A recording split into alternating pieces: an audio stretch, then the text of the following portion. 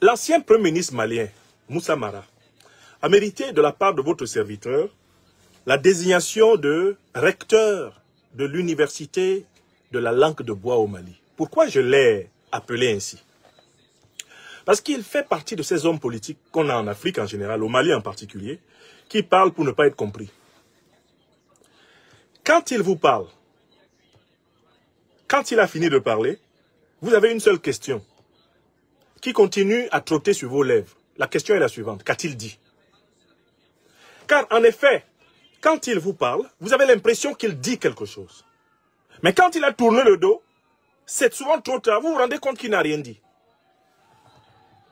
Par exemple, si vous lui demandez qui attaque le Mali, il va vous dire que, en effet, cette question de l'attaque contre le Mali est quelque chose qui doit concerner chaque Malienne et chaque Malien. Chaque Malienne et chaque Malien doit s'insurger, ils doivent s'insurger contre cette violence qui est faite à notre patrie.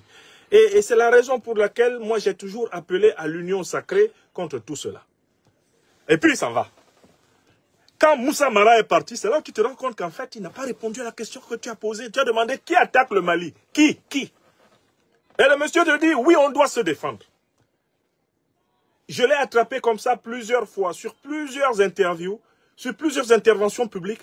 On lui pose la question sur A, il répond sur Z.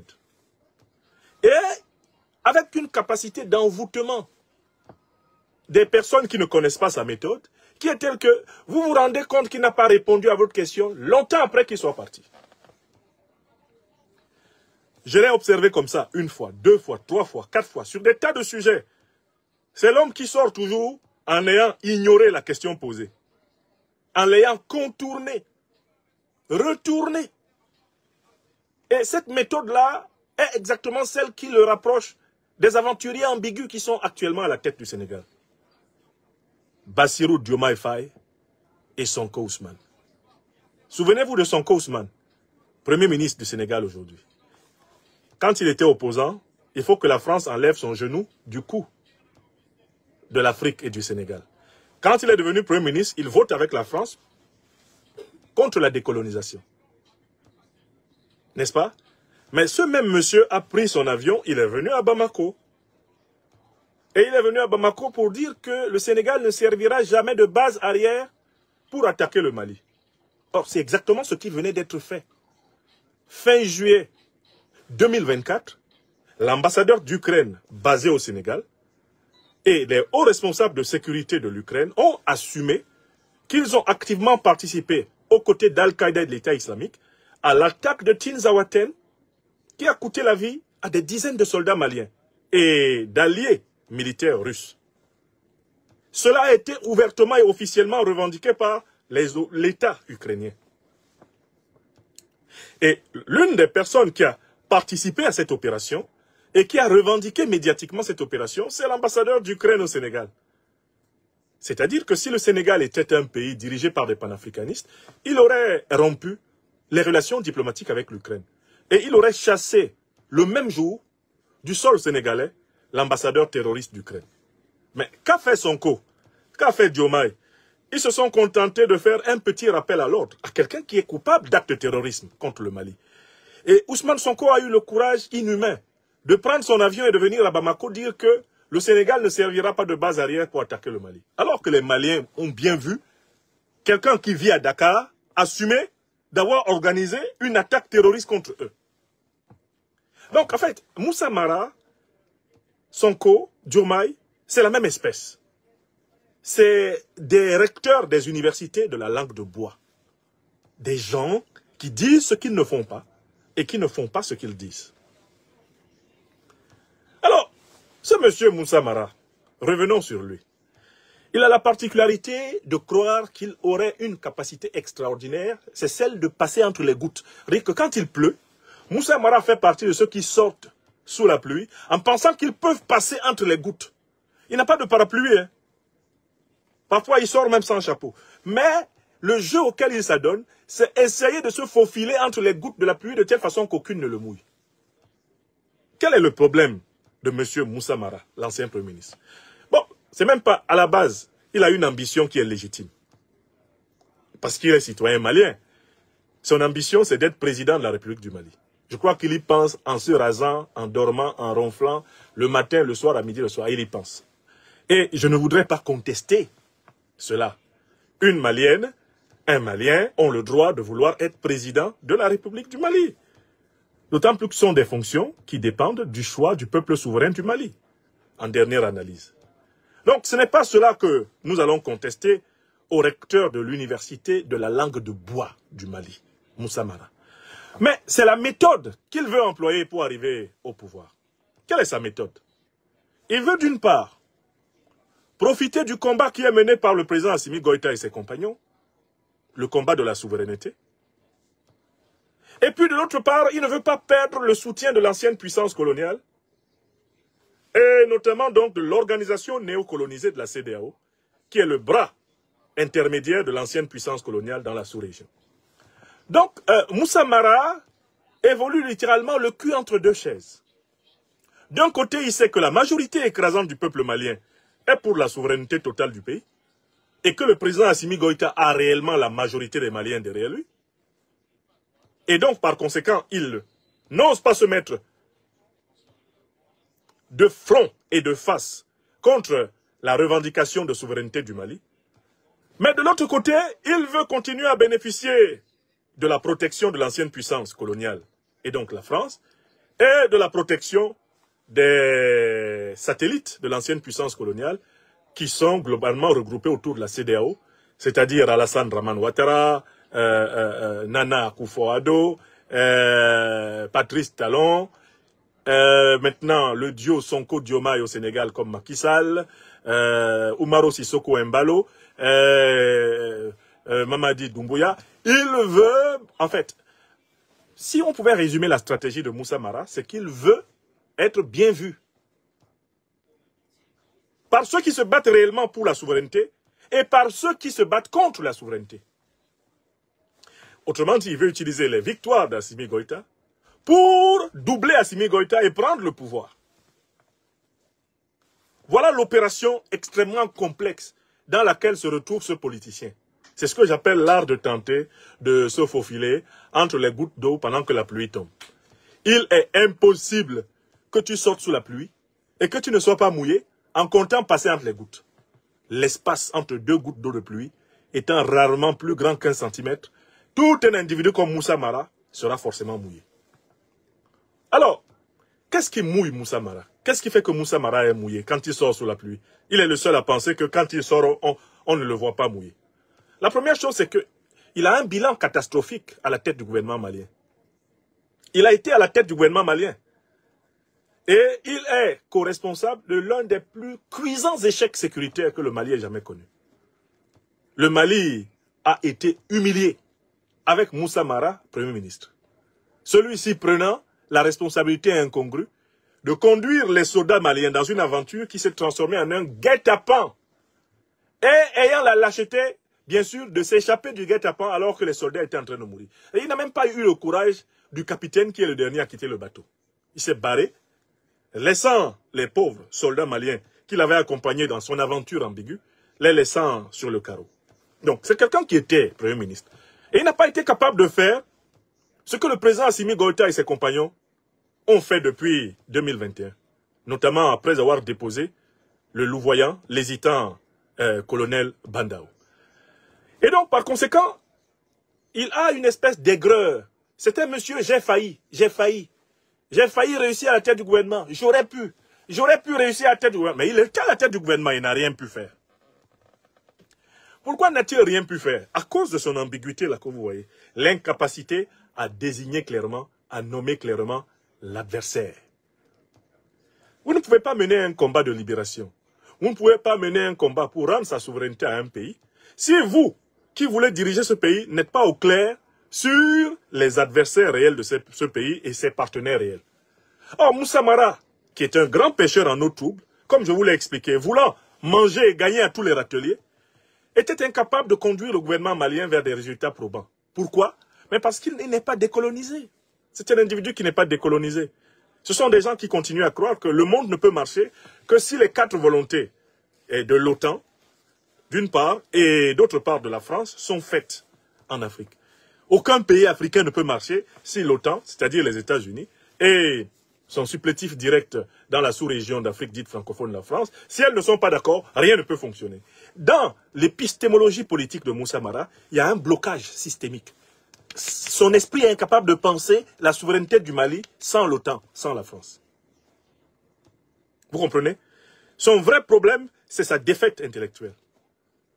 J'ai acheté quelques-uns de ses livres que j'ai amenés ici. Voilà, quelqu'un qui répète la dictée droit de l'homiste, la dictée démocratique.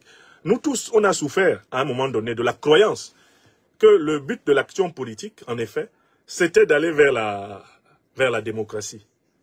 Que c'était d'aller vers une certaine définition des droits de l'homme qu'on retrouve, bien sûr, dans la Déclaration universelle des droits de l'homme de 1948 et un peu plus tôt même dans les déclarations. Nous sommes tous passés par cette illusion, l'illusion démocratique. Maintenant, nous savons, avec le recul critique, nous avons pris nos distances depuis plusieurs années avec le mythe d'une humanité qui aurait à marcher vers l'idéal occidental du politique. Car même l'Occident lui-même ne remplit pas clairement le concept de démocratie qu'il revendique et tambourine dans le monde. D'abord, il y a 12 monarchies en Occident. Donc, ce ne sont pas des démocraties, c'est 12 monarchies, on a compris. La grande démocratie américaine que nous voyons au bord d'une guerre civile, parce que chacune des parties menace l'autre de perdre ou de périr, mais cette grande démocratie américaine, qui élit les présidents des États-Unis? Ce n'est pas le peuple américain. Les présidents des États-Unis sont élus par les grands électeurs américains. Et qui a fait la répartition des grands électeurs entre la cinquantaine d'États américains? Mais c'est la guerre. Ce sont les victoires militaires qui ont déterminé les rapports de force. Et qui font que des États qui sont sous-peuplés en citoyens possèdent un plus grand nombre de grands électeurs que des États qui sont surpeuplés en citoyens. De telle façon qu'un président américain peut parfaitement être élu en n'ayant pas la majorité absolue des voix dans le pays. Et on nous appelle cette histoire-là une démocratie. Alors qu'il s'agit d'une oligarchie des grands électeurs. Et quand on ajoute à cela les discriminations structurelles dont sont victimes les véritables propriétaires du continent américain, ce qu'on appelle les Native Americans, les Indiens, exterminés presque tous, les véritables bêtes de somme qui ont travaillé à produire la puissance capitaliste américaine, eh bien, les centaines de millions, les dizaines de millions d'Africains déportés aux Amériques, centaines de millions même, quand on voit le sort qu'il leur est fait au quotidien en cette nation, on arrête d'en parler comme une référence démocratique. Ce n'est pas une démocratie du tout. Et il y a aujourd'hui une floraison de spécialistes de sciences politiques américaines qui disent que le système américain n'est pas démocratique. Je vous mettrai ici une série d'ouvrages extrêmement techniques qui vous démontrent que le concept de démocratie tel qu'il est entendu par exemple dans la Grèce antique, où il n'était pas non plus parfait, puisque la démocratie antique grecque était réservée essentiellement à des hommes libres. Les esclaves en étaient exclus, et les femmes aussi. Alors, donc, en fait, il n'y a aucun moment dans cette histoire du concept de démocratie une situation parfaite que l'on puisse présenter aux Africains comme une référence. Or, Moussa Mara, puisque c'est de lui que je vous parle, il n'a jamais réfléchi à cette affaire. Il écrit des essais dans lesquels, bon, il s'agit d'aller vers les critères du FMI, les critères de la Banque mondiale. Il s'agit d'aller vers les critères de la démocratie rédigés dans les textes creux de l'Union africaine et de l'ONU. Et puis, bon, voilà, la politique, c'est ça. Donc, c'est un être qui est intellectuellement défait et qui, par conséquent, essaie de faire carrière dans la mouvance otanienne, dans la mouvance du néocolonialisme français et littéralement d'hériter de la France-Afrique malienne. C'est ça son ambition. Et voilà sa limite. Moussa Mara. Alors, cet homme-là est venu en France. Il est venu en France et il a posé deux actes qui m'intéressent. Bon, je crois qu'il a rencontré quelques-uns de ses partisans. Encore qu'on sait maintenant qu'Alassane Draman Ouattara n'hésite pas à mobiliser certains de ses partisans pour aider les opposants des pays voisins. Moi, je vous mets au défi de me montrer la différence qu'il y a entre un Malien et un Ivoirien à Paris. Nous avons vu cela, hein.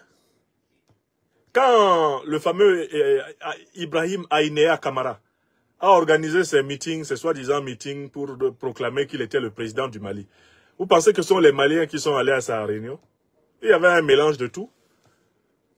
Si moi-même, je n'étais pas quelqu'un de connu, de reconnu par mon visage. Je pouvais aller m'asseoir dans la salle de Moussa Mara à Paris, comme étant un Malien qui est venu le rencontrer. Si vous ne me connaissiez pas là de visage, hein, ce qui fait que vous me reconnaissez, moi aussi je pouvais aller m'asseoir là-bas. Donc il y avait toutes sortes de renégats qui sont allés écouter ce type perdu là à Paris, et venus de tous les pays de la sous-région, envoyés même par leurs responsables politiques pour donner l'impression à Moussa Mara qu'il a écouté. Je vous dis, ici à Paris, là, vous ne pouvez pas distinguer, même en Afrique, vous ne pouvez pas distinguer un Malien d'un Sénégalais, de loin comme ça, vous ne pouvez pas distinguer. Vous ne pouvez pas distinguer d'un Guinéen, d'un Ivoirien. En plus, comme ils s'appellent tous Traoré, ils s'appellent tous Sako, ils s'appellent tous Konaté. À Paris, là, quand tu veux distinguer le Konaté malien du Konaté ivoirien, du Konaté guinéen, du Konaté sénégalais, voilà, tu peux passer ta journée là-bas à Paris. Moi, je ne cherche pas à les distinguer. Je ne vois en eux que des Africains. Or, Moussa Mara, il va à Paris, il rassemble un conglomérat d'individus agglomérés selon cette géométrie factice qui avait permis à Aïnéa Camara de passer pour un individu connu à Abidjan, alors qu'en fait, c'était des militants du RHDP qui faisaient les bouches-trous dans sa salle. Un peu comme Charles Blé Goudé, quand il a été candidat dans la pseudo-élection de Ouattara en 2020. Charles Blé Goudé a organisé un meeting, et puis, non, pas Charles Blé Goudé, comment il s'appelle? C'est pas Charles Blé Goudé. C'est l'autre là, celui qui a violé notre pauvre sœur Sophie Dancia. Conan Kouadio Bertin. Voilà. KKB a organisé un meeting. Les militants de Ouattara sont venus remplir la salle pour donner l'impression que KKB était populaire. Même KKB était mal à l'aise face à son supposé public. Il ne les reconnaissait pas. Et eux-mêmes, ils ne savaient pas. Ils n'avaient jamais vu KKB d'aussi près. Et ils le trouvaient bizarre. Ah, c'est comme ça il est. Oui, c'est comme ça qu'il est. Mais c'est Ouattara et Téné Birahima qui vous ont envoyé faire de la représentation. Donc, en tout cas, Moussa Mara vient à Paris, il veut rencontrer les communautés maliennes. Ça encore, c'est son droit. Mais enfin, il rencontre un peu un melting pot de personnes. Et les véritables Maliens de France se rendent compte que cet imposteur est en réalité venir salir le nom de la patrie résistant contre le néocolonialisme, l'impérialisme et le terrorisme, qui est leur allié. Les véritables Maliennes et Maliens de France, comme un seul homme, sont sortis et ont chassé l'impropre. Ils l'ont chassé et il n'a dû la sauvegarde de sa sérénité qu'à l'intervention des forces de sécurité françaises qui ont volé littéralement son secours pour le sauver. J'ai regardé la vidéo, mais la colère montait. Les Maliens n'étaient pas du tout contents. Je voudrais ici féliciter le recteur de l'université de la langue de bois au Mali, Moussa Mara, pour la vitesse de son contact auprès des services secrets français. Parce que aussitôt, je crois qu'il leur avait dit, je ne suis pas sûr que je vais en revenir. Vraiment, je ne suis pas sûr. Oui, allô, patron, je ne suis pas sûr que je vais en revenir. Mettez des troupes en embuscade. Dès que ça chauffe, il faut qu'on vienne me chercher, il faut qu'on vienne me chercher, il faut qu'on vienne me chercher. Son aventure kidalienne lui est revenue en tête. Il s'est recru en train d'aller à un nouveau carnage. Pourtant, les Maliennes et les Maliens à Paris étaient simplement venus lui dire qu'il faut prendre les affaires du pays au sérieux. Le pays est attaqué. Les terroristes qui attaquent ce pays sont des organisations qui ont été armées par l'OTAN lorsque celle-ci a attaqué le Mali. Nous en avons les preuves par les emails de Mme Hillary Clinton. Nous en avons des preuves par la célèbre conversation Lavrov-Fabius.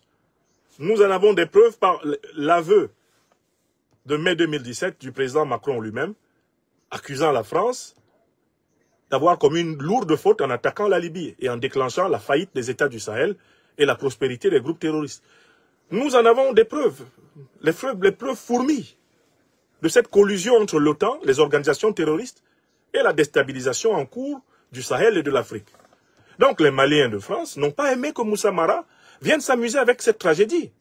Au moment où les forces armées maliennes ont affronté à Tinzaouaten, à ciel ouvert comme ça, une coalition clairement composée de l'armée ukrainienne, c'est-à-dire de l'OTAN, composée de mercenaires venus de la sous-région CEDEAO, c'est-à-dire des valets de l'OTAN, composée des alliés algériens, des groupes terroristes, c'est-à-dire de l'OTAN.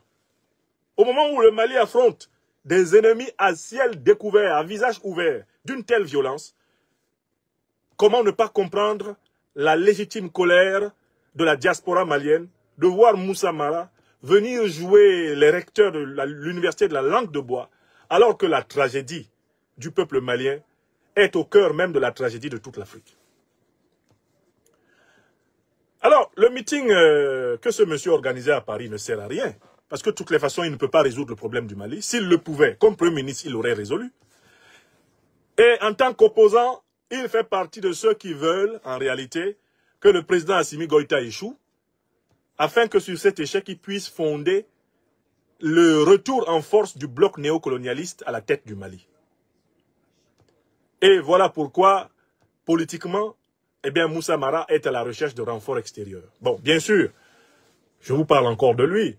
J'ai bien noté qu'il a dit qu'il renonçait à ses émoluments en tant qu'ancien Premier ministre malien. Mais ce n'est pas parce qu'il a renoncé à ses émoluments en tant qu'ancien Premier ministre malien qu'il n'est pas aidé par ses alliés extérieurs. On voit très bien la promptitude avec laquelle les forces de sécurité françaises sont venues sécuriser son meeting, qu'il bénéficie de soutien extérieur. On voit très bien que M. Moussa Mara, comme la plupart des opposants maliens, est en odeur de sainteté chez le vice-roi de la France-Afrique, Alassane Dramane Ouattara, le satrape reptilien venu de Sendou pour troubler la paix des Ivoiriens, et ayant renié notre belle terre, burkinabé de Sendou, pour troubler toute l'Afrique, avant d'être bientôt dégagé. On sait très bien comment tous ces opposants actuellement au régime du président Goïta au Mali, eh bien, sont bien traités en Côte d'Ivoire, bien traités au Bénin, bien traités au Sénégal.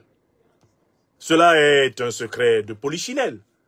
Donc, M. Moussa Mara, en réalité, est venu chercher des renforts dans l'espoir que le président Goïta et ses compagnons échouent dans l'œuvre de libération définitive de leur pays, qu'ils soient confrontés à des problèmes qui permettront à la réaction, expression qui en politique veut dire le retour du refoulé passé, de reprendre le pouvoir.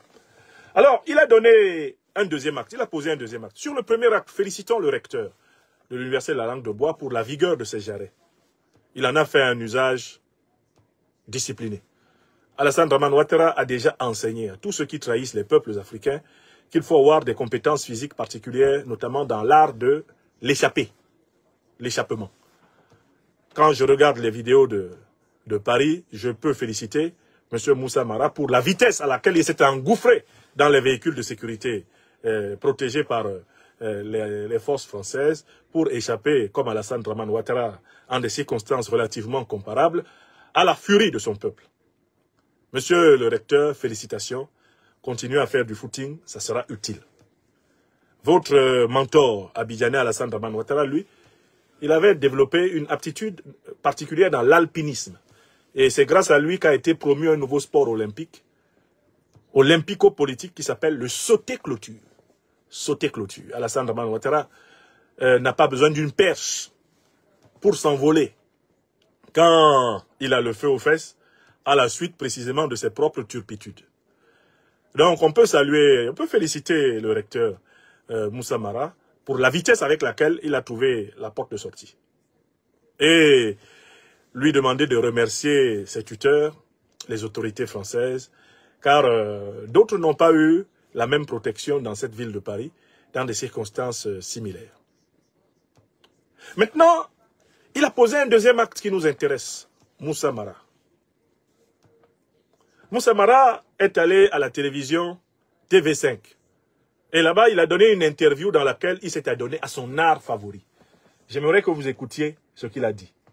C'est tout simplement incroyable. Incroyable. Ce qu'il a dit à propos de ce qui se passe au Mali est incroyable. Nous allons l'écouter quand même. Et lui porter la contradiction mot à mot. Pied à pied. Parce que vous savez, lui, il ne faut pas le laisser partir. Moussa Mara est particulièrement fâché parce que le président Assimi Goïta est élevé au grade de général d'armée et que ses compagnons ont été élevés respectivement au grade de général des corps d'armée et puis de général de division. Moussa Mara est particulièrement en colère contre cela. D'abord, j'aimerais me poser la question de savoir son problème c'est quoi? Est-ce qu'il est militaire? Mais enfin, écoutons-le. Ça va être intéressant de voir les arguments élaborés par Moussa Mara pour dénoncer ce qu'il estime être un abus de pouvoir. Un abus de pouvoir. Le fait que le président Goïta eh bien, soit élevé sous son propre mandat et sous sa propre direction du pays au grade de général d'armée, pour lui c'est un abus de pouvoir. Le fait que les 5 colonels deviennent pour les uns deviennent pour l'essentiel généraux de corps d'armée, que certains passent de général de brigade ou de colonel à général de division, Moussa Mara est particulièrement fâché contre cela. Bon. Mais essayons de voir l'argument produit par le célèbre recteur de l'Université de la Langue de Bois, interrogé par TV5. TV5, un média sur lequel vous pouvez quotidiennement entendre tous les ennemis de l'Afrique et du Mali en roue libre. Cette actualité malienne nous emmène notamment à ce qui s'est passé cette semaine. Les Maliens ont pu assister à travers leur télévision à l'élévation d'Assimi Goïta au grade de général d'armée 5 étoiles, ce qui fait de lui le plus haut gradé du pays. Le chef de la junte et président de la transition a par la suite décoré 5 officiers qui ont mené à ses côtés le coup d'État d'août 2020. Ces ascensions suscitent des interrogations compte tenu de la situation sécuritaire dans le pays. Ces récompenses, qu'en pense Moussa Mara, l'ancien Premier ministre malien?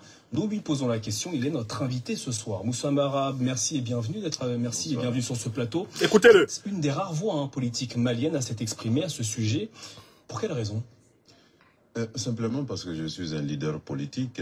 Je suis impliqué dans la quête du pouvoir, dans l'amélioration du sort de nos compatriotes. On s'arrête là. On va le prendre mot par mot. J'espère que vous avez entendu. Il dit pourquoi il dit ça. Parce qu'il veut être président. Sa phrase, je suis impliqué dans la quête du pouvoir, ça veut dire je veux être président de la République. Moussa Mara, il faut être courageux un jour. Tu veux être président de la République, c'est ton droit, mais il faut dire ça clairement aux Maliens. Il faut Kouma d'une manière claire. Et puis on va quitter ici. C'est quoi ça? Je suis impliqué dans la quête du pouvoir. C'est quoi ces phrases? On va apprendre à Moussa Mara à parler clairement. Vous voyez, Moussa Mara est candidat à l'élection présidentielle du Mali. D'accord? Mais comme il ne sait pas parler clairement, parce que c'est le recteur de l'ULM, ULBM, Université de la Langue de Bois du Mali, il nous dit quoi? Écoutons-le. Je l'ai attrapé aujourd'hui. Il ne bouge pas. Moussa, vous ne bougez pas. Au grade de général d'armée 5 étoiles. Il faut que vous l'écoutiez une deuxième fois. Fait de lui le plus habituez-vous à lui. Du pays. Quand il veut glisser, vous l'attrapez. Vous dites non. Dis ça clairement. Il a décoré 5 officiers qui ont mené à ses côtés le coup d'État d'août 2020. Ces ascensions suscitent des interrogations compte tenu de la situation sécuritaire dans le pays. Ces récompenses, qu'en pense Moussa Mara, l'ancien Premier ministre malien? Nous lui posons la question, il est notre invité ce soir. Moussa Mara, merci et bienvenue bienvenue sur ce plateau. Vous êtes une des rares voix politiques maliennes à s'être exprimée à ce sujet. Écoutez, avant que Moussa Mara ne parle, on corrige le journaliste aussi. Le journaliste français, d'origine africaine, antillaise à tout prendre, puisque je vois qu'il est de couleur noire, il dit que ce qui est étonnant, c'est que les grades de généraux soient accordés au président Goïta et ses compagnons pendant une période assez particulière liée à la situation sécuritaire du pays. C'est ça qui est étonnant, n'est-ce pas? Ok. Mais ce journaliste de TV5 devrait étudier l'histoire de France, que moi j'ai étudié. Le colonel de Gaulle a été nommé général pendant que la France était attaquée par l'Allemagne. Il a été nommé général par le secrétaire d'État à la Défense d'un gouvernement qui était sous la férule du maréchal Pétain. Voilà quelqu'un qui vient nous dire que quand il y a une situation militaire exceptionnelle dans le pays, on ne doit pas changer de grade. Alors que celui qui a fondé la Ve République a été promu général par l'administration qui devait s'avérer vichiste. L'administration qui a trahi la France, qui a trahi le peuple français, celle de Pétain. C'est elle qui a nommé de toute urgence le colonel Charles de Gaulle, général, au début juin 1940, avant que celui-ci d'ailleurs ne s'évade, ne s'enfuit pour engager la rébellion. Donc avant de venir ici, poser des questions orientées à un responsable politique malien néocolonisé, il faut au moins bien maîtriser l'histoire de France. Le général de Gaulle a été nommé général en temps de guerre. Un journaliste français qui fait de la nomination au grade de général en temps de guerre, eh bien, une faute, devrait commencer par critiquer le général de Gaulle avant de s'occuper du Mali. Écrivez ça. Écrivez ça. D'accord? C'est pour ça qu'il me persécute ici, parce que moi, j'étudie les dossiers. Le plus célèbre des généraux de France, De Gaulle, il a été fait général par qui? Par un gouvernement qui devait être déclaré gouvernement traître à la patrie. Ils l'ont nommé général. Il était colonel, on l'a nommé général et on l'a nommé sous-secrétaire d'État. Ça ne lui a pas plu, parce que c'était même pas assez pour lui. Il est entré en rébellion, il a fui en Angleterre. Oui ou non? Et un journaliste de TV5 devrait commencer par dire, on a connu en France des promotions au grade de généraux en période de guerre. Ce fut le cas du général de Gaulle, en juin 40, qui est promu général par le gouvernement qu'il devait quitter, et qui va un temps être sous-secrétaire à la Défense, avant de partir en exil et de monter la rébellion, qui s'appellera plus tard la Résistance. Voilà! On pourrait dire Assimi Goïta semble marcher ainsi dans les pas du général de Gaulle. En période exceptionnelle, les élévations de grade peuvent répondre à des nécessités opérationnelles des armées. Si ce gars-là connaissait l'histoire, c'est comme ça qu'il avait commencé sa question. Mais apparemment, quand il pose des questions aux Africains, il part du principe que les Africains ne connaissent pas l'histoire. Bon, écoutons Moussa Mara, toujours une deuxième fois. Il ne peut pas dire qu'il est candidat à la présidence de la République, il dit que quoi? Pour quelle raison? Simplement parce que je suis un leader politique. Hein. Je suis impliqué dans la quête du pouvoir, dans l'amélioration du sort de nos compatriotes. Je tiens à vous rappeler que l'amélioration du sort des Maliens passe après la quête du pouvoir. Ce qui est important pour Moussa Mara, c'est la quête du pouvoir. Ça, c'est son objectif numéro 1. Et ce n'est qu'en numéro 2 qu'il cite l'amélioration du sort des Maliens. C'est-à-dire que, à la limite, si le sort des Maliens ne s'améliore pas, ce n'est pas grave. Du moment que Moussa Mara aura atteint son premier objectif, à savoir arriver au pouvoir, il sera arrivé. Donc voilà quelqu'un qui veut être président pour être président. C'est ça son premier objectif. Je veux être président. Ce n'est donc pas un leader serviteur de son peuple, mais c'est quelqu'un qui veut se servir de son peuple. Quelqu'un qui veut servir son peuple commence à dire en quoi il pense pouvoir être utile à son pays. Il commence par se mettre à la disposition du peuple de son pays. Il commence par servir son peuple avec détachement. Mais celui-ci demande déjà au peuple, avant toute discussion, faites que je sois président. Quand je serai président, on verra vos problèmes après. Je suis impliqué dans la quête du pouvoir. Ça veut dire, je suis prêt à tout pour être président. N'est-ce pas? C'est ce qu'il a dit. Mais une ambition purement narcissique, n'est-ce pas? La suite. Et sur les questions d'intérêt national, je me dois simplement de donner mon opinion. Voilà. Donc, les questions d'intérêt national chez Moussa Mara viennent après la quête du pouvoir. Il lui faut d'abord le pouvoir. On va voir l'intérêt national des Maliens après. Voilà l'homme. Suivons-le. Et en l'occurrence, sur ce dossier, ce que j'ai indiqué, ce n'est pas tant le fond de la décoration qui est le problème, mais c'est d'abord les conditions, la méthode employée, et ensuite le timing, c'est-à-dire le moment. Dans notre... Donc, le fond n'est pas en cause. Qu'est-ce que ça veut dire? En français clair. Je suis d'accord que le président Assimi Goïta soit désormais général d'armée. Mais si tu es déjà d'accord, pourquoi tu discutes? Si au fond tu es d'accord, est-ce que quand on est en temps de guerre, les histoires de forme là, c'est ça qui doit nous retenir? Si au fond tu es d'accord, pourquoi tu parles encore? Quand tu dis au fond, je suis d'accord, c'est fini. Comme nous sommes en période de guerre, l'essentiel est que tu sois d'accord au fond. La forme, elle est secondaire dans une situation d'urgence de guerre par rapport au fond. Car en fait, le tigre ne chante pas sa tigritude. Il attrape sa proie et la dévore, comme le disait Wole Soyinka. Un général d'armée est un général d'armée. Quand il mérite ses grades de général d'armée, il les porte. Il n'a pas besoin d'attendre quelqu'un. Quand il les mérite, il les porte. Le tigre ne chante pas sa tigritude. Il attrape sa proie et la dévore. Qui, plus qu'Assimi Goïta, dans l'armée malienne aujourd'hui, mérite le grade de général d'armée? De l'avis de tous ses compagnons, c'est lui. Donc, il passe ici de l'acte, de la parole à l'acte. Tout le monde sait que c'est lui. Est-ce que Moussa Mara peut être général d'armée du Mali? Aujourd'hui, non. Qui au Mali peut être général d'armée du Mali? Aujourd'hui, personne d'autre. Assimi Goïta. Pourquoi? Parce que c'est lui qui a mené le combat de la deuxième libération du Mali. Écrivez ça. Il n'est même pas capable de le dire. Pourquoi est-il d'accord au fond? Assimi Goïta a réussi là où 30 ans avant lui, aucun dirigeant malien n'a réussi. Débarrasser le Mali de la présence encombrante des conseillers militaires des puissances néocolonialistes et impérialistes.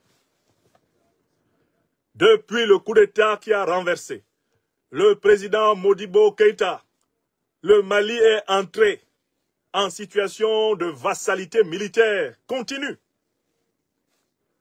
Même sous le vaillant président Moussa Traoré, lui-même finalement élevé au grade de général d'armée. Le Mali n'avait pas l'entière autonomie militaire qu'il a aujourd'hui. Assimi Goïta est général d'armée, non pas par prétention, mais par mérite. Il a mené les actes d'un général d'armée. Il a conduit l'armée malienne à des victoires impensables en 2020, sous Ibrahim Boubacar Keïta. Impensable sous Dioncounda Traoré. Impensable sous Sanogo. Impensable sous Alpha Oumar Konaré. Des victoires impensables sous Amadou Toumani Touré. Ce n'était pas pensable, ce type de victoire. Impensable, ces victoires-là, sous le président, paix à son âme, eh bien, Moussa Traoré. Elles étaient pensables dans la dynamique souverainiste engagée par le président Modibo Keïta. Car lui, il voulait doter définitivement le Mali d'une armée populaire souveraine totale, qui recouvre tous les attributs du grand empire des 15e, 13e, 14e, 13e siècles. Voilà. Donc, il dit au fond, il est d'accord. Mais si tu es d'accord au fond, pourquoi tu viens emmerder les gens à Paris avec ça? Surtout qu'ici à Paris, nous avons l'exemple de quelqu'un qui a été fait général par ceux qu'il allait appeler les traîtres à la patrie. Pourquoi quand il a pris le pouvoir, que Pétain a fui à Vichy, pourquoi De Gaulle n'a pas arraché les grades que les traîtres lui avaient mis sur les épaules? C'est parce qu'il les méritait, De Gaulle. Il les méritait, oui ou non? Voilà. Tradition dans notre culture, on ne s'autopromeut pas. On ne se décore pas soi-même. C'est d'autres qui le font. Et c'est juste incroyable. Dans des situations de guerre, justement. Dans des situations de guerre comme celle que connaît le Mali. Est-ce qu'on ne reconnaît pas ici que dans ces conditions exceptionnelles, et d'ailleurs pour organiser, structurer, homogénéiser la hiérarchie de l'armée en situation de guerre, eh bien ces nominations sont légitimes? Vous voyez, quelqu'un qui dit qu'il est au fond d'accord, mais il utilise la forme pour dire que finalement il n'est pas d'accord. Donc finalement on ne sait pas finalement ce qu'il pense, Moussa Mara. Il est pour ou il est contre? Écoutez-le. C'est lui le défenseur de la tradition malienne. Et puis c'est à Paris qu'il vient de dire ça. Qui a été fait par les leaders de la transition actuelle contredit cela. Si je me rappelle du passé, le général Amadou Toumani Touré. Voici quelqu'un de très amusant. Heureusement qu'on étudie tous l'histoire du Mali. La grande bataille de Kérina en 1235 entre Soundiata Keïta et Soumaoro Kanté. Mais c'est cette bataille qui a déterminé de qui allait être le Mansa incontestable du Mali.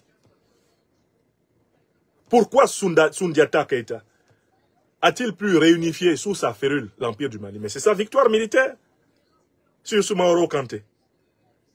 Ce n'était pas une affaire de la tradition. Tout le monde a vu comment il a vaincu Soumaoro Kanté. Quand il vainc Soumaoro, Soundiata se donne par là même le suprême grade de général de toute l'armée du Mali.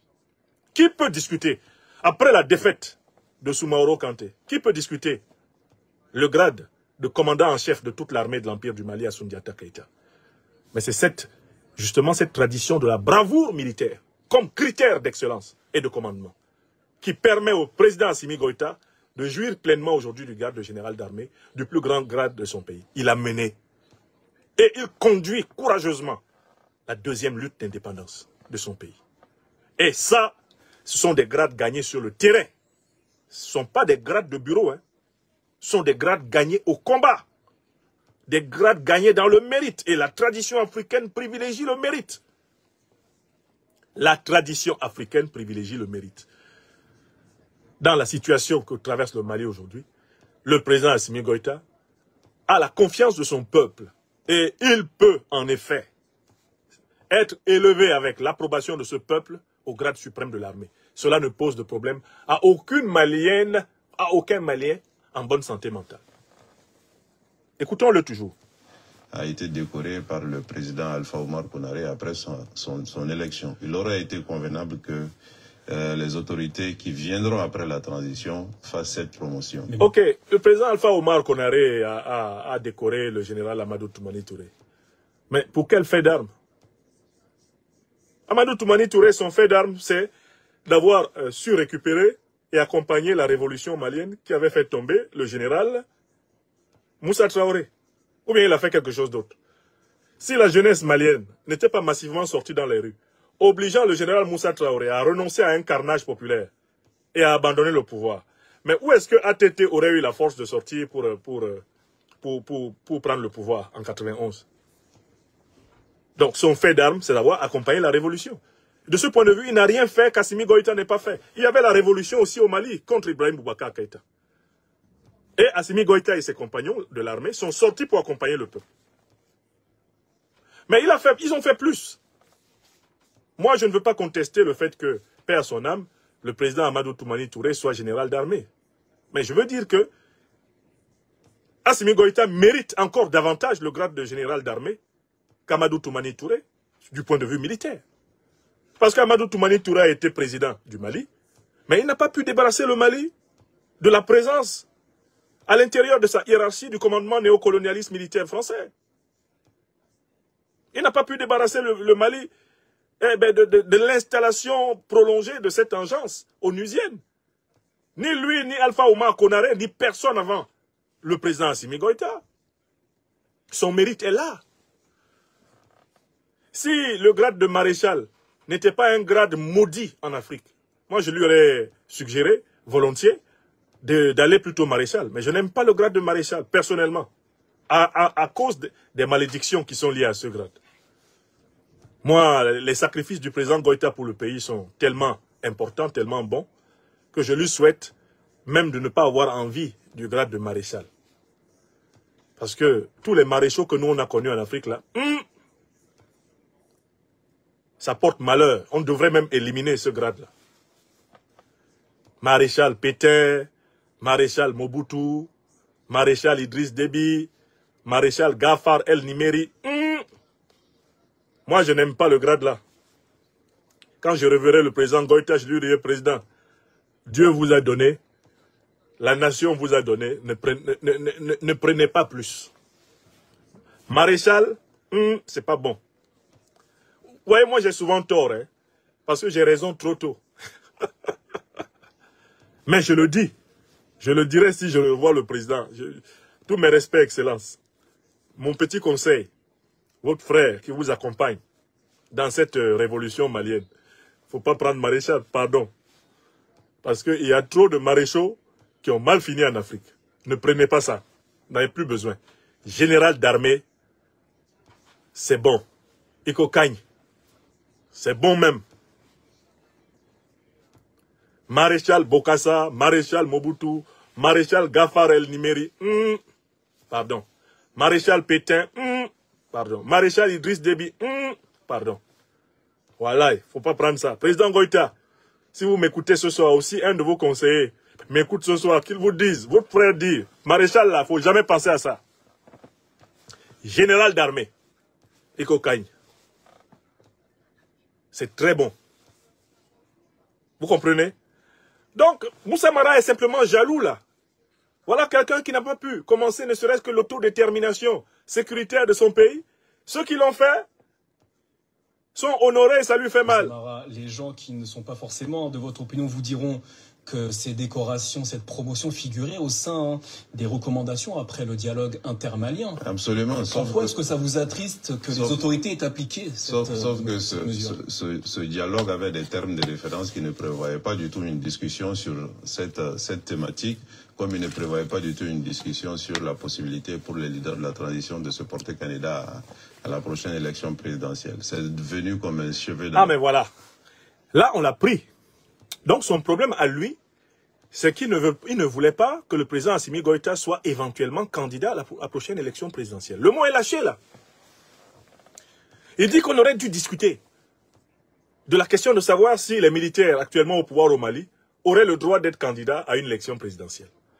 Il dit qu'on aurait dû discuter du fait de savoir si les militaires actuellement au pouvoir au Mali auraient droit à une promotion dans l'armée. Donc il est là pour ça.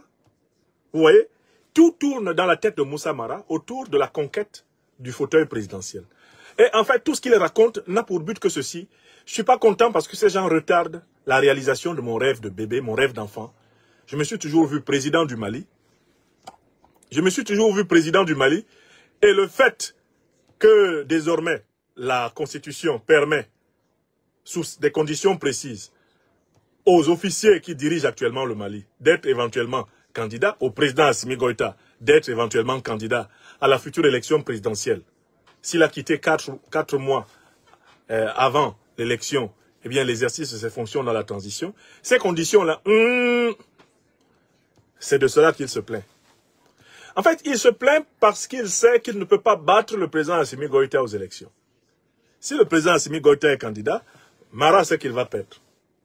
Donc il souhaite qu'Assimi Goïta ne soit pas éventuellement candidat, pour que lui, il ait des chances de gagner dans une élection étriquée, dans laquelle, croit-il, avec leur traditionnelle méthode, arroser les foules, tromper les foules avec des discours lénifiants, faire boire du déguet par-ci, de la bière par-là, du dolo par-ci, du mil par-ici, et faire des promesses de nomination et de positionnement sociaux, il pense que c'est comme ça qu'il peut gagner. Erreur. Les plans de Moussa Mara sont troublés. Il pensait que les militaires allaient libérer le pouvoir pour que lui vienne s'asseoir. On lui dit le pays est en danger, on ne peut pas laisser le pays entre les mains d'un amateuriste. On ne peut pas laisser le pays entre les mains d'un individu louvoyant, d'un individu qui n'a pas une doctrine émancipatoire claire. Et par conséquent, les Maliens seront bien invités à choisir entre préserver la stabilité, la justice, la liberté, la souveraineté de leur pays et toute autre aventure. Ils auront ce choix. Moussa Mara continue à vous plaindre. La soupe comme quelque chose qui était préparé. L'autre élément sur lequel j'ai insisté aussi, c'est le timing, le moment. Nous sommes dans un moment de grande difficulté financière. Diriez-vous que ce moment était mal choisi? Absolument, puisque nous sommes dans un grand moment de difficulté financière et économique. Les leaders de la transition elles-mêmes. L'argument de la difficulté financière et économique ne passe pas. Le Mali est capable de payer son armée. À ma connaissance, les soldes des soldats sont payés. Est-ce que l'État malien est en cessation de paiement? Ça, c'est d'une. De deux. Mais si cette armée n'a pas une hiérarchie homogène avec sa hiérarchie politique, mais les désordres qui pourraient naître de la cacophonie dans la hiérarchie de l'armée malienne, ces désordres pourraient coûter plus cher, même financièrement au Mali, en termes de dégâts, en termes de conflits, en termes de désordre. Non, il parle du Mali tel que les néocolonialistes français aiment en parler. C'est un pays pauvre, c'est un pays qui n'a pas d'argent. Ce n'est pas vrai. Qui vous a dit que le Mali n'a pas d'argent? Le Mali n'est pas un pays pauvre. C'est un pays appauvri. Ce n'est pas la même chose. Et maintenant qu'il est en train de nationaliser ses réserves d'or, le Mali va être bancable. Ce n'est pas payer un général d'armée, un général, 5 généraux de division supplémentaires. Ce n'est pas cela qui peut déséquilibrer le budget de l'État malien. Ne vous moquez plus du Mali. Moussa Mara, vous avez été élevé à la gamelle du FMI, de la Banque mondiale, de l'aide française au développement. Ça, je sais. Que dans votre théorie économique, il n'y a pas de place pour l'idée d'un financement endogène de l'économie malienne. Mais nous, panafricanistes révolutionnaires, réfléchissons en termes de capacité autonome de financement. Et nous savons que le Mali peut payer. Et le Mali paye. Le fonctionnement de l'État malien actuel se fait sur ses ressources propres, à presque 100%. Voilà la vérité de quelqu'un qui suit les choses sur place. Et vous, vous mentez à Paris. Salue tous les jours la résilience de nos compatriotes en leur demandant de patienter, de se serrer la ceinture. Je pense que ce n'est pas le moment pour eux de s'adjoindre des grades supplémentaires qui ont des coûts, même si les coûts ne sont pas significatifs, mais la symbolique. Et avec les avantages. Vous voyez quelqu'un comment il ment? Il s'adjoint des grades supplémentaires qui ont des coûts, même si les coûts ne sont pas significatifs. Vous voyez? Vous voyez comment le même type dans la même bouche dit une chose et son contraire? Si l'élévation au grade de général de division, l'élévation au grade de général d'armée coûte cher, tu ne peux pas dire juste après, les coûts ne sont pas significatifs. Donc ça ne coûte pas cher. Si ça ne coûte pas cher, pourquoi ça t'énerve? Est-ce qu'il ne le mérite pas? Le journaliste français auquel vous êtes en train de parler est d'un pays où le général de Gaulle a été fait général par un gouvernement qu'il devait considérer comme un gouvernement de traître. Et il n'a pas refusé le grade. Le journaliste devrait lui dire, mais nous en France, on a connu cela. Le colonel de Gaulle a été fait général par le régime qu'il allait quitter et dont il allait démissionner pour devenir rebelle et puis chef de la résistance. Donc, on ne devrait pas être particulièrement choqué que quelqu'un qui a libéré Kidal, qui a libéré Tombouctou, qui a libéré Tessalit, Aguelhok, que quelqu'un qui maintenant, jusqu'aux confins de Tinzaouaten, fait respecter la nation malienne et qui a impulsé la révolution sahélienne aux côtés de ses compagnons du Burkina Faso et du Niger et qui inspire aujourd'hui les Africains du monde entier, on ne devrait quand même pas être choqué qu'il obtienne symboliquement justement le grade de général d'armée. D'autant plus qu'on sait que ce grade de général d'armée ne lui apporte pas plus d'argent qu'il n'en a en tant qu'actuellement chef de la transition. Le même Moussa Mara dans la même bouche dit que c'est vrai que financièrement parlant, ça n'ajoute pas grand-chose à leurs revenus.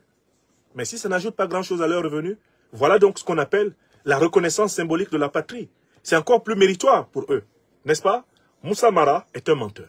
Qui vont avec. Absolument. En août dernier, justement, en parlant d'avantages, en août dernier, vous avez publiquement renoncé aux privilèges associés à votre statut d'ancien ministre, ancien Premier ministre au Mali. Absolument. Pour quelle raison? Vous souhaitiez donner l'exemple? Absolument. Mais absolument, parce que je voulais faire écho à ce que les leaders de la transition eux-mêmes disent depuis maintenant quelques mois, c'est de dire le pays rencontre des difficultés, il faut réduire le train de vie de l'État, les Maliens doivent patienter, les conditions vont être meilleures plus tard.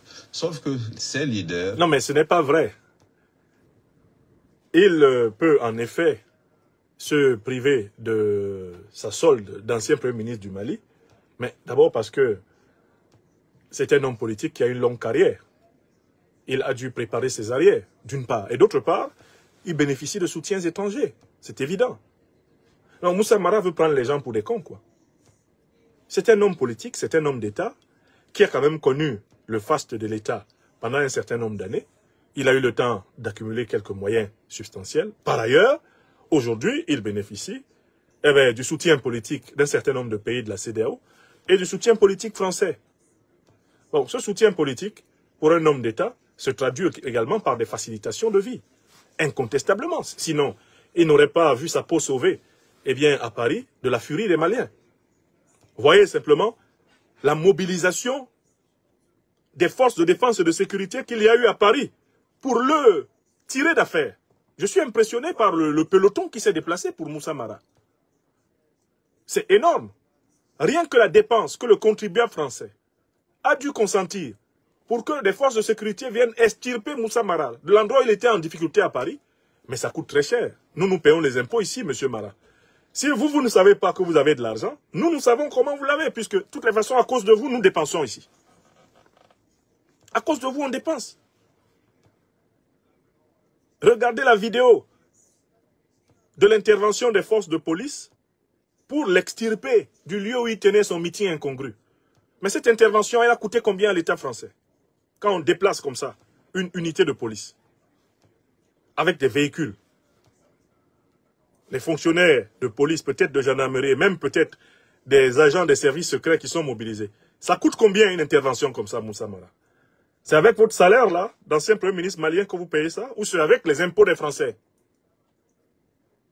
Si on mobilise l'argent public français pour vous protéger en France, c'est parce que vous êtes un protégé de la France. Parce qu'il y a des tas de gens qui voient leur meeting perturbé à Paris, par des partisans fâchés, sans qu'on déploie une telle force d'intervention. Donc voilà quelqu'un qui veut nous dire qu'il ne bénéficie pas de moyens exceptionnels, alors qu'on voit des moyens exceptionnels mobilisés pour lui. Ça là, on a vu ça, on a la vidéo. Qu'il nous dise combien on a dépensé pour l'extirper de son meeting ambigu. Combien? Qu'ils nous disent. Écoutons-le. Eux-mêmes ne donnent pas cet exemple. Ah donc, bon? il y a un écart entre ce qui est pratiqué et ce qui est observé. C'est pourquoi moi je ne comprends pas. Alors, vous voyez comment il s'exprime. Il y a un écart entre ce qui est pratiqué et ce qui est observé. Alors, qu'est-ce qui est observé? Vous avez dit tout à l'heure que les grades de général de division et de général d'armée ne rapportent presque rien financièrement. Où est l'écart alors? Qu'est-ce qu'on observe?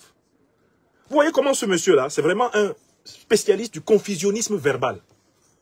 Le cafouillage verbal. Il a investi dedans. C'est pour ça que je l'ai désigné recteur de l'université de la langue de bois du Mali. Il y a un écart entre ce qui est observé et ce qui est pratiqué. Vous nous avez dit tout à l'heure, Moussa Mara, que cette augmentation de grade, financièrement, ne représente pas grand-chose. Vous dites que ça ne représente pas grand-chose. Maintenant, où est l'écart? Où est donc l'écart? Où est l'écart? C'est une honte. C'est une honte d'avoir des hommes politiques de cette nature. je dis, je perçois des subsides de l'État, je renonce à ces subsides et je les invite, responsables du pays aujourd'hui, de joindre l'acte à la parole et de faire des économies à notre trésor qui souffre. Après ces promotions, craignez-vous une militarisation de la sphère politique au Mali? C'est déjà le cas pendant... Vous avez bien compris que le journaliste et lui se sont entendus sur les questions. Le journaliste qui est aussi, bien sûr, formé à l'école journalistique de langue de bois, lui demande, est-ce que vous craignez une militarisation de la sphère politique au Mali? Ça veut dire que, est-ce que vous craignez que le président Assimi Goïta gagne la prochaine élection? Oui, ils sont là que pour ça. Leur problème, c'est de savoir si ils peuvent récupérer le pouvoir au Mali à travers un valet du néocolonialisme français et de l'impérialisme occidental. C'est la seule question qui les unit, Moussa Mara et le journaliste qui l'interviewe. Comment faire pour reprendre le Mali que nous avons perdu? Comment faire pour reprendre le contrôle sur le Mali que nous avons perdu? Donc on lui dit, à cette allure-là, on sent que les militaires, le militaire en chef, le général d'armée, va sans doute gagner l'élection présidentielle qui arrive. Dans ce cas-là, on fait comment? Parce que nous, on veut revenir. On veut revenir, on a besoin d'uranium.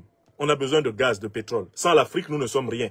On ne vous a pas dit ça ouvertement depuis, mais en fait, sans l'Afrique, nous ne sommes rien. On veut revenir. Alors, vous qui êtes nos représentants en Afrique, dites-nous, on revient comment?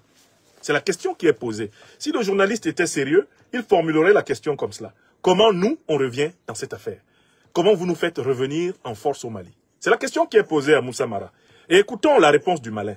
Cette transition, puisque la transition est dirigée par les militaires, ce qu'il faut simplement souhaiter, c'est que les autorités de la transition, avec les acteurs politiques, avec la société civile, se donnent la main pour fixer un chronogramme de fin de transition, avec des actions. Sa phrase veut dire, ce qu'il faut espérer, c'est que les autorités militaires actuelles me donnent le pouvoir. Se donnent la main. Vous voyez, il y a sa main qui est tendue. Depuis mon enfance, je rêve d'être président. Donnez-moi. C'est tout ce que je veux. Même si c'est une journée, donnez-moi le poste de président. Il l'a dit au départ. Hein. Tout ce qu'il faut, c'est que les militaires donnent le pouvoir aux civils. Pour faire face aux difficultés de l'heure, mais avec des actions pour, je dirais, aller vers des élections crédibles, transparentes, qui fermerait cette parenthèse qui a duré déjà plus de 4 ans. La promotion de ces militaires au pouvoir pourrait-elle être une certaine... Donc, il considère que le passage du président Goïta au pouvoir est une parenthèse. Il faut que le président Goïta parte pour que lui vienne. N'est-ce pas?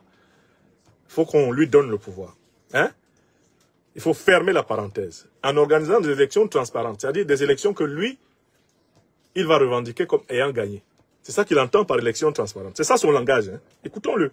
Un verrouillage du pouvoir au profit de l'élite militaire et au détriment des civils qui sont... Le vis-à-vis français lui dit, oh, mais quand même, c'est quand même grave. Hein. Comment on va faire?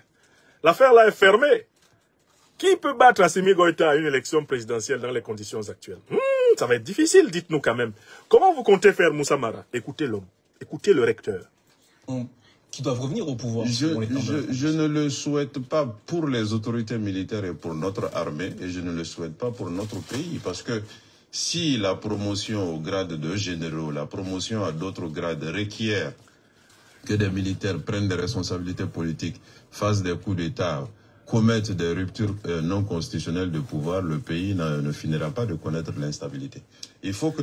Donc, là, Moussa Mara dit que si le président Assimi Goïta doit être candidat à la prochaine élection, ça veut dire qu'il faut d'autres coups d'État pour faire la même chose que le président Assimi Goïta aurait fait en 2020 contre Ibrahim Boubacar Keïta. C'est ça qu'il dit, hein, en langue simple. D'accord? Réécoutons-le, parce que je suis en train de vous le traduire aujourd'hui. Allons-y. Oui, parce que si la promotion au grade de généraux, la promotion à d'autres grades requiert que des militaires prennent des responsabilités politiques, fassent des coups d'État, commettent des ruptures non constitutionnelles de pouvoir, le pays ne finira pas de connaître l'instabilité. Il faut que nous revenions... Le pays ne finira pas de connaître l'instabilité si moi, Moussa Mara, je ne prends pas le pouvoir, si je ne suis pas président. Si le président Assimi Goïta est finalement candidat à l'élection présidentielle prochaine et qu'il me bat, je serai du côté de ceux qui vont essayer des coups d'État contre lui. Pourquoi? Parce que, en fait, Moussa Mara, il n'est pas opposé au coup d'État en tant que tel. Il est opposé au coup d'État populaire et révolutionnaire. Il y a deux sortes de coups d'État en Afrique. Il y a les coups d'État réactionnaires, néocolonialistes, qui sont faits pour maintenir les intérêts des puissances étrangères, qui dominent les Africains à travers des valets locaux. Et il y a des coups d'État révolutionnaires populaires, qui eux sont faits en faveur des peuples africains.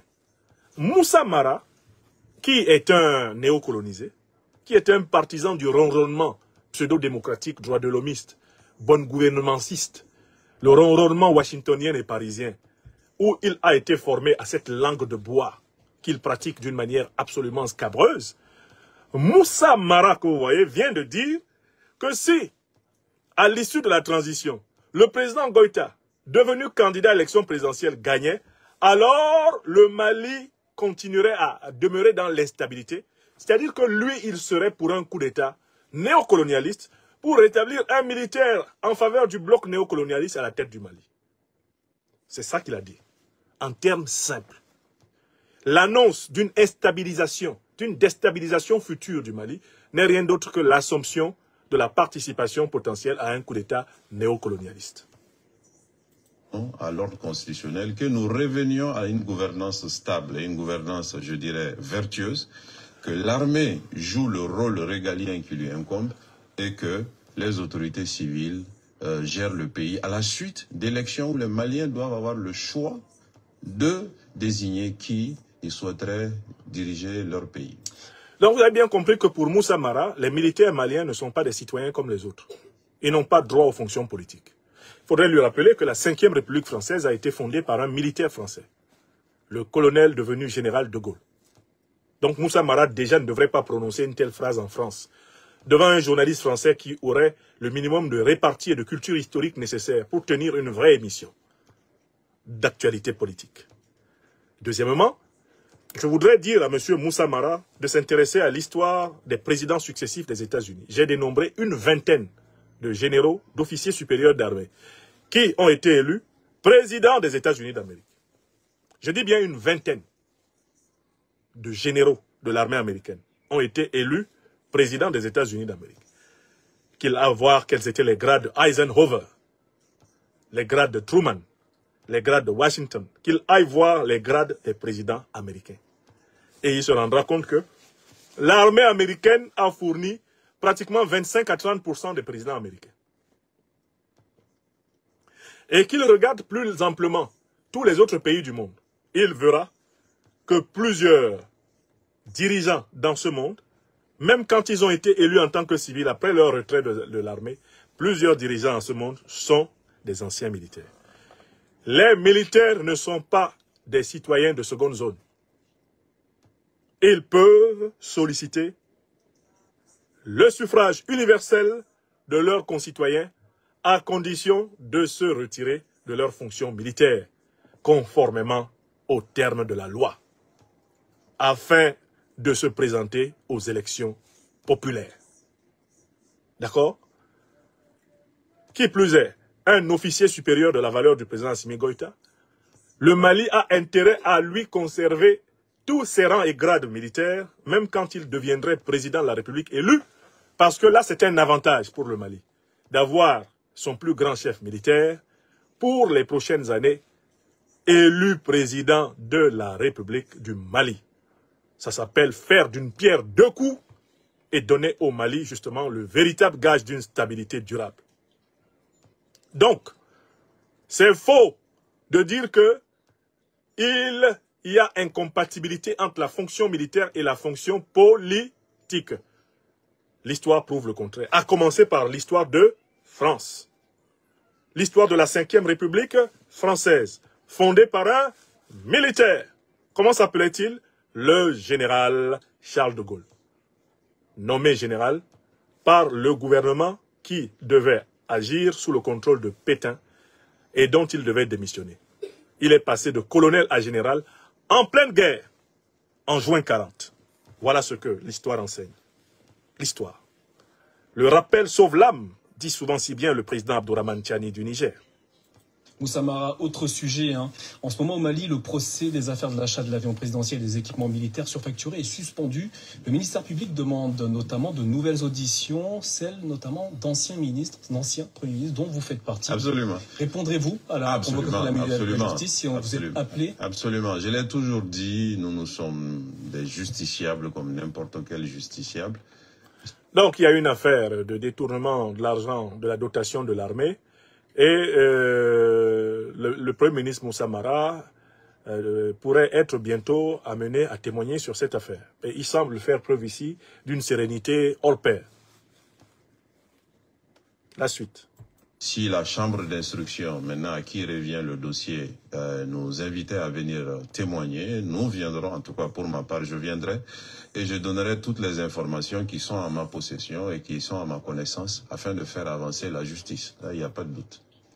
Alors, Moussa Mara, je précise pour nos téléspectateurs que vous êtes de passage dans la capitale française pour la rencontre notamment de la diaspora malienne. Écoutez, il y a eu un incident. Son compte rendu. Absolument, c'est cet incident d'ailleurs qui explique que j'ai rejoint un peu tard le plateau. C'est que je suis venu pour rencontrer les compatriotes. C'est vrai que quand vous regardez la séquence que je suis en train de vous faire écouter, vous vous rendez compte que Moussa Mara était arrivé dans le plateau de TV5 en courant. Il était en retard. Vous savez comme il avait démarré un marathon pour échapper à la colère des Maliens là où il faisait son meeting. Il est arrivé en courant, très essoufflé, à TV5. On le comprend. Si vous regardez à nouveau la vidéo que je vais mettre sous cette conférence, sur Facebook ou sur YouTube, vous allez voir qu'il est arrivé vraiment sur le plateau en courant. Et on se demande pourquoi il court. On n'est pas obligé de courir pour venir parler sur TV5. Nous, on n'a pas besoin de TV5 pour être connu. Là. On parle ici. On parle ici, c'est bon. Moussa Mara aurait pu s'exprimer sur sa chaîne YouTube, sa page Facebook, TikTok, etc. Bon, il serait au moins autant écouté. Hein? Bon, maintenant, écoutez la version que monsieur nous donne de l'incident qu'il a opposé à la colère du peuple malien à Paris. Voilà la version du recteur de l'université de la langue de bois. Écoutez-le. Jamais j'ai vu quelqu'un mentir avec autant de calme. Écoutez-le. Dans un certain nombre de lieux de regroupement qui sont les foyers des Maliens. Nous en avons organisé 3 depuis 3 jours. Bon, alors il a décidé d'aller dans des lieux de regroupement qui sont des foyers des Maliens. Mais moi j'ai la chance de vivre ici en France depuis plus de 20 ans maintenant. Ce qu'on appelle les foyers des Maliens là, mais nous tous Africains on est là-bas. Hein. Notre foyer des Maliens, des Sénégalais ici à Rouen, où on nous vend la nourriture africaine, le tchèp, on nous vend le poisson gris, on nous vend la nourriture traditionnelle malienne, etc. Là. Tous les Africains se retrouvent là-bas. Hein. Les foyers là que vous entendez là, c'est tous les Africains qui vont là-bas. Si moi là je me lève, je vais demain au foyer. Le foyer malien, qu'on appelle encore le foyer sénégalais, etc. Ici, à Rouen, je vais rencontrer toutes les nationalités africaines. Parce que dans ces foyers-là, la nourriture est vendue moins chère. Dans ces foyers, les gens se retrouvent, surtout les musulmans, pour faire leurs prières. C'est un foyer où les gens viennent faire du petit commerce. On vend la cola, les petites choses qu'on vend à Bamako, à Dakar, là, vous retrouvez ça dans les foyers. En fait, c'est un lieu de rencontre entre des gens de plusieurs communautés qui viennent. Si Moussa Mara est allé là-bas, c'est parce qu'il voulait bénéficier justement de la présence de plusieurs communautés pour avoir donné l'illusion de remplir la salle. Parce qu'il y a toujours des gens dans le foyer. Si je prends ma caméra là, je vais au foyer de Rouen. Et ici, vous allez voir, j'aurai plus de gens que Moussa Mara n'en a eu, qui vont se tenir autour de moi pour parler, pour discuter. C'est ce qu'il a fait. Dans ce malin-là, voulant donner l'impression que ce sont les Maliens qui viennent vers lui, en fait, il va dans l'endroit où tu rencontres le plus grand nombre d'Africains possible. Parce que les gens viennent manger là, c'est moins cher. Certaines années même, un plat ici au foyer sénégalais, au foyer malien de Rouen, là, un plat, c'était 1 euro. Avec 1,50 €, tu as vraiment un plat de tchèp. Donc les gens qui vraiment ont des économies un peu difficiles viennent là.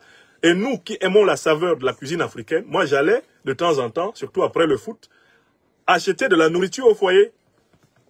Et je rencontrais là-bas des Maliens, des Guinéens, des Camerounais, des Gabonais, des Sénégalais. C'est vrai ou c'est faux? Tous ceux qui vivent en France. C'est pas vrai? Les foyers là, est-ce que c'est les endroits où on rencontre seulement les Maliens? Si tu veux rencontrer les Maliens, tu prends une salle à part. Une salle à part. Et tu dis, Maliens, venez. Et comme tu veux rencontrer les Maliens, tu surveilles même les pièces d'identité à l'entrée de la salle. Puisque tu veux parler essentiellement aux Maliens. Tu dois avoir un service de sécurité pour vérifier que ce sont les Maliens qui sont entrés dans la salle. Vous êtes Malien, oui. Vous pouvez nous montrer une pièce? Oui, très bien, entrez. Pour entrer, c'est une réunion de Maliens. Ah, si vous êtes Sénégalais, attendez un peu. Si vous êtes Camerounais, attendez un peu. On va vous dire, on va discuter avec la personne qui organise la réunion, si elle veut vous inviter. Oui! Monsieur va, vous voyez comment ce type-là, vraiment, c'est un vrai filou. Il va à un endroit où forcément tu vas rencontrer des Africains de toute origine et puis tu vas donner l'impression de t'adresser à tout le monde. Vous regarderez la vidéo. La vidéo de sa présence là-bas. Mais il y a des gens qui sont dans le foyer en train de faire leur prière. Pendant que Moussa Mara raconte sa vie là-bas, d'autres sont en train de manger leur tchèp dans un coin, d'autres sont en train de boire leur déguin, et puis d'autres sont en train de faire leur prière. Chacun s'occupe de ce qu'il veut dans le foyer. Le foyer là, c'est une foire. C'est là-bas qu'il s'en va faire son meeting. Un pêcheur en eau trouble. Hein? Au point qu'en fait, quand il est venu là-bas, les gens ont pensé qu'il est venu manger dans le foyer. Que peut-être il avait faim, une fringale de nourriture spécialement malienne là, donc il est venu là-bas pour essayer de s'immerger un peu dans la vie des diasporas modestes. Non, monsieur était venu pour un meeting. Je vous dis que j'ai regardé la vidéo, il y a des gens qui continuent leur prière pendant que Moussa Mara bavarde là-bas. Il y a des gens, ils sont là, ils font leurs ablutions, leurs prières, ils n'ont pas le temps. Donc en fait, au départ, même les Maliens ne savaient pas qu'il était venu là faire un meeting. On pensait qu'il était venu manger, peut-être acheter 2 ou 3 colas. Peut-être saluer la population malienne, africaine de Paris, parce que ça fait toujours du bien d'aller là où on trouve le peuple. Non, monsieur était carrément venu faire un meeting. Meeting d'un foyer. Mara, ça fait pitié. Ça fait pitié. C'est pas là-bas qu'on fait des meetings politiques. On ne fait pas des meetings politiques dans les foyers. Il faut prendre une salle à part. Il faut prendre une salle à part pour montrer que vous pouvez mobiliser. Prenez une salle à vous. Et puis, évitez de remplir ça d'Ivoiriens, de Guinéens, de Sénégalais, hein, qui appartiennent aux familles politiques corrompues de ces pays respectifs. Cherchez vraiment, prouvez que les Maliens là sont avec vous, on va voir. Non, monsieur, il s'en va faire ça. Les Maliens se rendent compte que finalement, en fait, il veut gâter leur nom en parlant de la politique malienne dans des termes inacceptables. Et là, ça se gâte. Et nous avons organisé un grand meeting à la Bourse du Travail hier. Manifestement, la dernière rencontre qui devrait avoir lieu aujourd'hui avait été préparée par un certain nombre de personnes qui sont venues perturber la rencontre et qui ont même voulu utiliser la violence physique contre les personnes qui venaient participer à cette rencontre. Donc, de manière tout à fait sage, nous avons souhaité arrêter le meeting et nous avons fait intervenir les forces de l'ordre pour que les... Mais écoutez, il dit qu'il a arrêté le meeting. Non, c'est les Maliens qui ont stoppé le meeting, qui ont dit que le meeting ne doit pas avoir lieu. Vous voyez comment il ment? Les Maliens ont dit que ce meeting ne doit pas avoir lieu. Le pays est en guerre et celui qui est là n'a pas une attitude patriotique. Il ne défend pas la nation en guerre. Au contraire, il l'expose. Donc on ne veut pas qu'il parle ici. Ce sont les Maliens qui ont interdit le meeting. Ce n'est pas lui. Et c'est quand il a eu peur de la colère des Maliens qu'il a appelé ses tuteurs pour le protéger. Voilà la vérité. Les Maliens, entre eux-mêmes, ceux qui assistaient à la meeting, qui représentaient de très loin bon, la majorité. Je ne compte pas les fautes de français, c'est pas grave. C'est pas sa langue maternelle. Ils ont voulu vraiment faire en sorte qu'ils ne s'attaquent pas entre eux et ne se commettent pas de violence les uns contre les autres. Moussa Mara, merci. Vous voyez comment il ment? Il avait peur pour lui-même. Maintenant, il dit que c'est pour protéger les gens. Mais pourquoi il a fui en courant? Pourquoi il est arrivé à TV5 en courant? Pourquoi il a fui? Quelqu'un a peur pour lui-même, il dit qu'il a protégé les gens. Or, au Mali, on le connaît pour ça. Il a abandonné les soldats qui dalle là-bas. On leur a fait la peau. Il a fui dans les avions de l'ONU. Et c'est la même chose qu'il a fait à Paris. Il a été extirpé par les forces de l'ordre françaises. Il s'est barré. Il a laissé ses partisans là-bas. Si la population voulait même les agresser, elle les aurait agressés cadeau. C'est un habitué. Moussa Mara est un habitué du lâchage, de l'abandon de ses troupes. C'est un lâche professionnel. C'est un lâche professionnel. Donc voilà ce que l'homme est venu dire ici à Paris. Et vous voyez tout ce qu'il dit, quand on réanalyse ça, et quand on redresse ça, la vérité sort. Et on voit que c'est un gros menteur. Très gros menteur. Il tord les faits. Les Maliens le chassent. Il dit qu'il s'est chassé tout seul. Il dit qu'il a fait intervenir les forces de l'ordre françaises uniquement pour empêcher que les Maliens se battent entre eux. Alors que c'est à lui que les Maliens en voulaient. Les Maliens lui ont dit, il faut partir d'ici. Toi, Moussa Mara, tu ne dois pas parler ici. Circule, on ne veut pas te voir. Et il vient donner un autre message. Les Maliens ont dit à des Maliens qui venaient voir Moussa Mara de ne pas aller le voir. Non! Les Maliens sont venus dire à Moussa Mara, toi Moussa Mara, on ne veut pas te voir. Ils ne sont pas venus parler aux partisans de Moussa Mara, il n'en a presque pas. Ils sont venus parler à Moussa Mara pour lui dire, maintenant va-t'en, arrête de te moquer de notre peuple en lutte. Va-t'en. Il a été chassé par le peuple malien. Et les Maliens n'étaient pas venus agresser leurs frères maliens. C'est faux. Moi, j'ai beaucoup de CR de ce qui s'est passé. Les Maliens étaient venus demander à Moussa Mara de se retirer de toute urgence. Parce qu'ils estiment que sa campagne en diaspora est une foutaise contre leur pays. Voilà, c'est tout. Et c'est ce que je voulais rétablir. Voilà, vous avez compris les raisons pour lesquelles je vous ai dit que cet homme-là était vraiment le recteur de l'université de la langue de bois au Mali. Hein? Je ne lui ai pas fait ce nom-là par hasard. Il suffit de le suivre pas à pas et vous vous rendez compte qu'en fait, c'est une taupe du néocolonialisme à la recherche des points faibles de la transition pour aggraver ces points faibles, à la recherche de l'effondrement de la transition du Mali, dans l'espoir d'un retour du pouvoir côté civil entre ses mains à lui. Car, comme il l'a dit lui-même, son objectif en politique, c'est la quête du pouvoir. Donc, le pouvoir est la finalité de son action. De ce point de vue, il appartient à la grande école de la Biya-autocratie. Paul Biya a bien dit que ne dure pas au pouvoir qui veut, mais qui peut. Moussa Mara se reconnaîtrait parfaitement dans cette conception du pouvoir comme fin en soi, comme but ultime du politique. Et c'est une conception machiavélienne, cynique. C'est un pragmatisme éhonté qui sert de moraline politique au sieur Moussa Mara. Honte à lui, honte à lui, honte à lui. Vraiment, honte à lui. Honte à lui. Ce n'est pas comme cela qu'on doit faire la politique en Afrique. Dans la noblesse de la politique, ce n'est pas comme cela qu'elle doit être faite. Veuillez tout simplement vous abonner et activer la cloche de notification pour ne rien rater. Retrouvez KDV Africa sur YouTube, Facebook, TikTok.